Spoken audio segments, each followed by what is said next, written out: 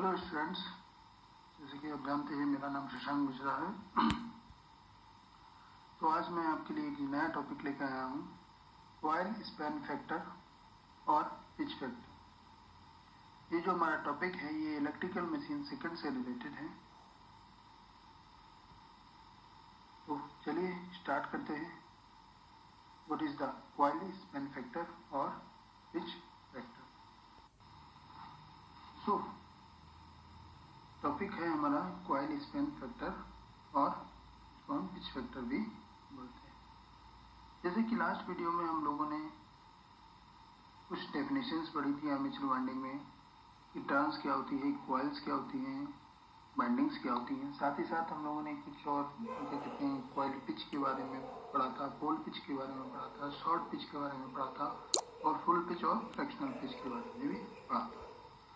जो हमारी जो लास्ट डेफिनेशंस हैं, जैसे कि हमने शॉर्ट पिच और फुल पिच के बारे में पढ़ा था, वो कुछ डेफिनेशंस हमारे इस टॉपिक में यूज होंगी, जो कि है हमारा कॉइल स्पैन फैक्टर और पिच फैक्टर।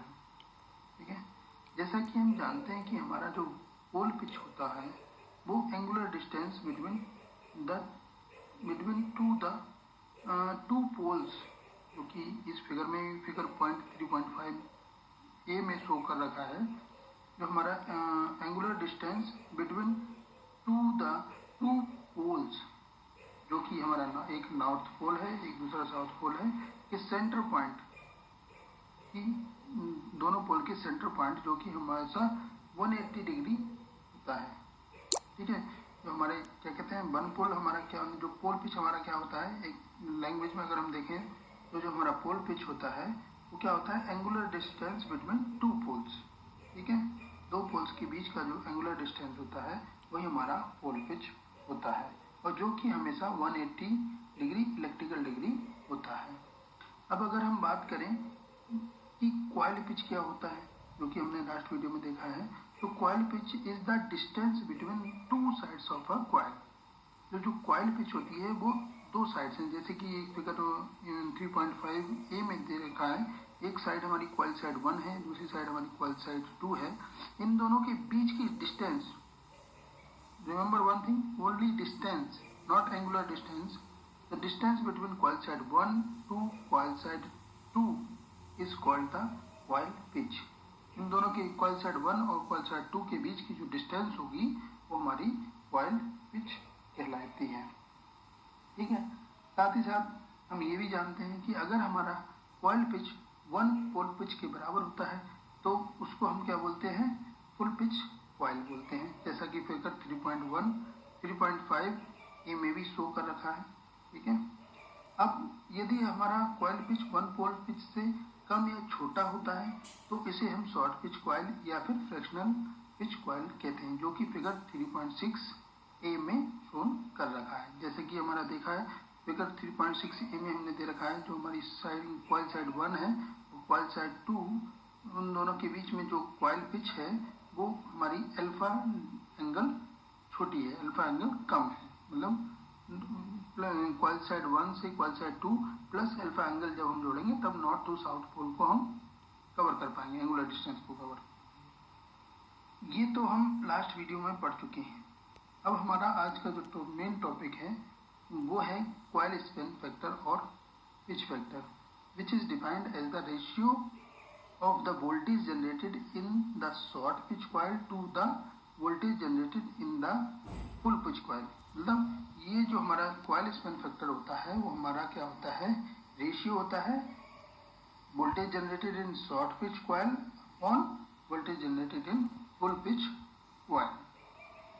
ठीक है, अब अगर हम बात करें फुल पिच कॉइल की, ठीक है, फुल पिच कॉइल की, तो full pitch coil from figure A, in figure 3.5 A में हम देख सकते हैं देर आर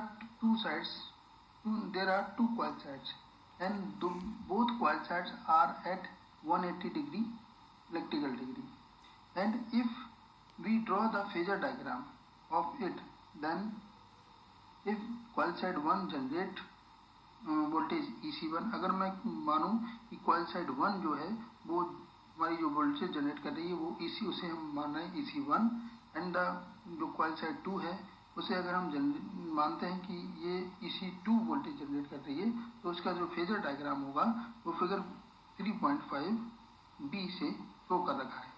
ठीक है, क्योंकि देखो इस फिगर में हम देखते हैं कि सबसे पहले कॉइल साइड 1 के लिए अगर हम फेजर डायग्राम शो करेंगे तो कॉइल साइड 1 EC एक स्ट्रेट लाइन आ जाएगी, और चूंकि कॉइल साइड 1 और कॉइल साइड 2 के बीच में जो एंगल है वो 180 डिग्री है, तो सेम जो EC2 होगा, जो कॉइल साइड 2 का फेजर डायग्राम होगा वो भी सेम स्ट्रेट लाइन ही होगा।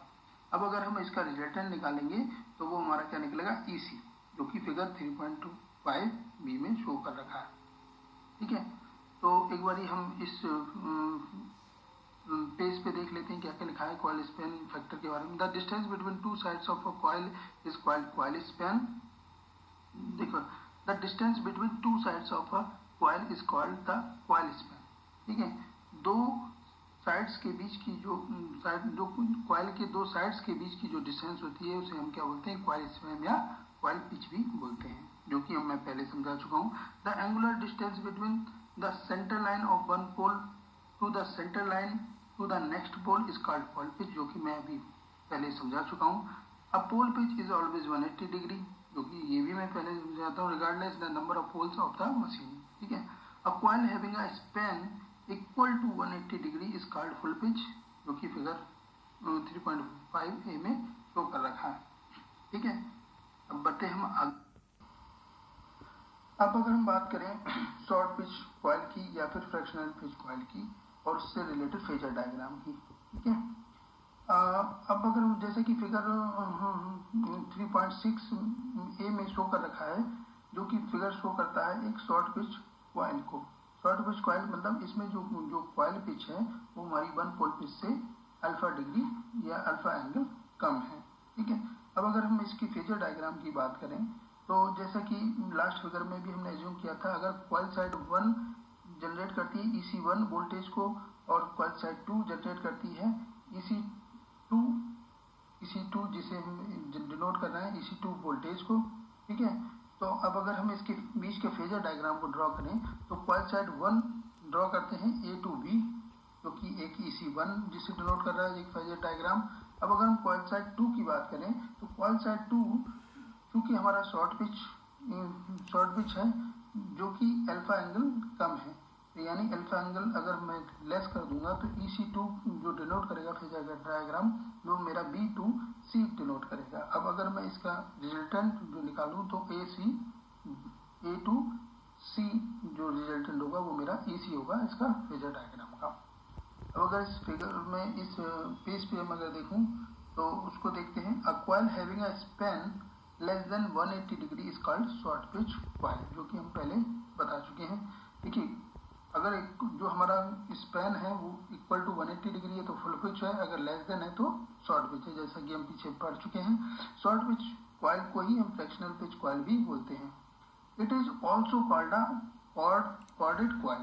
ठीक है, इसको हम एक नया नाम आज यहाँ पे जुड़ा है हमारा, इसको हम शॉर्ट पिच कॉइल को हम कॉर्डेड कॉइल भी बोलते हैं। A stator winding using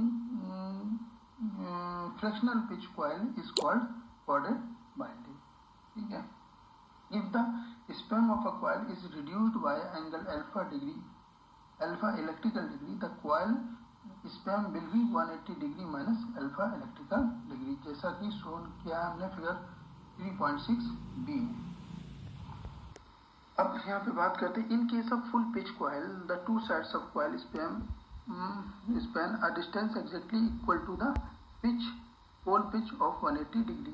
ठीक है, जैसे कि फुल पिच में हमने बात की है तो हमारा जो दोनों साइड्स हैं वो एक दूसरे से 180 डिग्री इलेक्ट्रिकल डिग्री पे डिस्टेंस पे हैं।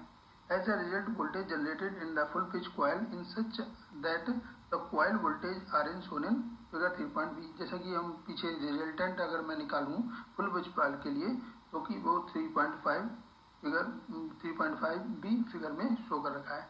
Late EC1 and EC2 be the voltage generated in the coil sides and capital EC is the resultant coil voltage, then EC equal to EC1 plus EC2।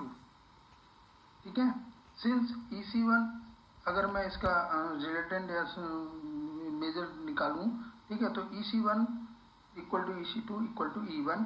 Since EC1 and EC2 are in phase, जो कि दोनों phase में हैं, ठीक है, अगर दोनों same phase में हैं तो जो रिजल्टेंट होगा वो वही इनका अर्थमेटिक सम होगा, यानी EC equal to EC1 plus EC2। यानी अगर EC1 और EC2 दोनों बराबर हैं तो जाहिर सी बात है EC इक्वल टू 2E1 आ सकता है। अब अगर दूसरे केस की बात करें, if the coil span of single coil is less than the one pole pitch of 180 डिग्री, the voltage generated in each coil are not in phase, क्योंकि वो हमारा 180 डिग्री से कम है, ठीक है। अगर EC1 की बात करूं तो वो 180 डिग्री पे है और EC2 की बात करूं तो वो 180 डिग्री से कम है, यानी कुछ अल्फा डिग्री है, अल्फा एंगल कम है, ठीक है। द रिजल्टेंट अगर मैं निकालूं उस केस में, तो resultant coil voltage EC is equal to the phasor sum of EC1 and EC2। इन दोनों का EC1 और EC1 और EC2 के सम फेजर सम के बराबर होगा। If the coil span is reduced by angle alpha degree, the coil span is 180 minus alpha electrical degree, ठीक है, वो 180 minus alpha degree electrical degree होगा। The voltage generated EC1 and EC2 in two coils side will be out of phase, क्योंकि दोनों different phase में हैं, ठीक है, दोनों डिफरेंट एंगल हैं तो जाहिर सी बात है डिफरेंट फेज में होंगे with respect to each other by angle. और क्या डिफरेंस होगा, किस डिफरेंस पे होंगे, जो कि हमारा अल्फा एंगल के डिफरेंस पे होंगे, जैसे कि सेकंड फिगर 3.6b में शो कर रखा है पीछे। अब अगर मैं इसका सम निकालूं तो the phasor sum of EC1 and EC2 is equal to EC, ठीक है। Let's move. अब बात करते हैं जो हमारा मेन टॉपिक है, द कॉइल स्पैन फैक्टर और पिच फैक्टर, जो कि मैं पीछे पहली स्लाइड्स में बता चुका हूं, जिसे हम KC से डिनोट करते हैं। Is defined as the ratio of voltage generated in short pitch coil to the voltage generated in full pitch coil. यानी जो हमारा कॉइल स्पैन फैक्टर है वो एक रेशियो है किसका, voltage generated in short pitch coil upon voltage generated in full pitch coil. The coil span factor is also called cording factor भी उसे बोलते हैं, जो कि हमारा KC से डिनोट होता है। तो अगर मैं फॉर्मूले में इसे कन्वर्ट करूं तो KC equal to actual voltage generated in coil upon voltage generated in coil of span 180 degree, जिसको हम एक और तरीके से लिख सकते हैं। अगर फेजर डायग्राम के तरीके से हम इस फॉर्मूले को एक्सप्रेस करें तो phasor sum of voltage of two coil sides upon arithmetic sum of voltage of two coil sides, ठीक है। जिसको हम अगर मैं पीछे फेजर डायग्राम से शो करूं तो phasor sum of voltage of two coil side, जो कि हमारा AC होगा, ठीक है, अपॉन 2AB, ठीक है, equal to AC equal to, जैसे कि हम जानते हैं पीछे फिगर में हम शो कर रखे हैं, अगर देख रहे हैं तो 2AD होगा अपॉन 2AB, 2 से 2 कैंसिल हो जाएगा, AD अपॉन AB, जो कि अगर हम निकालें तो cos अल्फा बाई 2 होगा, यानी KC जो होगा हमारा equal to cos alpha by 2 होगा। For full pitch coil alpha, जो कि हमारा एंगल है कि वो 0 डिग्री है, ठीक है, यानी 0 डिग्री है, यानी अल्फा बाई 2 जो होगा cos अल्फा बाई 2 होगा, वो किसके बराबर हो जाएगा, 1 के बराबर, यानी KC की जो वैल्यू आएगी वो आएगी हमारी 1। और for short pitch coil KC हमारा जो आएगा वो लेस देन 1 आएगा, ठीक है। ये हमारा होता है कॉइल स्पैन फैक्टर और पिच फैक्टर। जनरली इंटरव्यूज या कंपटीशन के क्वेश्चंस में हम क्वेश्चन आप पूछ लेते हैं कि फुल पिच कॉइल में जो हमारा KC की वैल्यू होगी वो क्या होगी, 1 होगी, और शॉर्ट पिच कॉइल में हमारी जो KC की वैल्यू होगी, KC यानी कॉइल स्पैन फैक्टर की वैल्यू होगी वो लेस देन 1 होगी। अब अगर हम एडवांटेज की बात करें तो शॉर्ट पिच और कॉर्डिंग की जो एडवांटेज क्या होता है, shorten the end of binding and therefore there is a saving in the conductor material. अगर हम शॉर्ट पिच की बात करें, शॉर्टन ऑफ एंड से अगर एंड को शॉर्ट कर दें बाइंडिंग से, तो इससे हम क्या कंडक्टर की मटेरियल की बचत कर सकते हैं और reduce the effect of distortion, harmonic distortion के जो इफेक्ट होता है उसको भी हम रिड्यूस कर सकते हैं। तो ये यहाँ पे हमारा जो टॉपिक है कॉइल स्पैन फैक्टर और पिच फैक्टर, जो कि खत्म होता है। Thank you.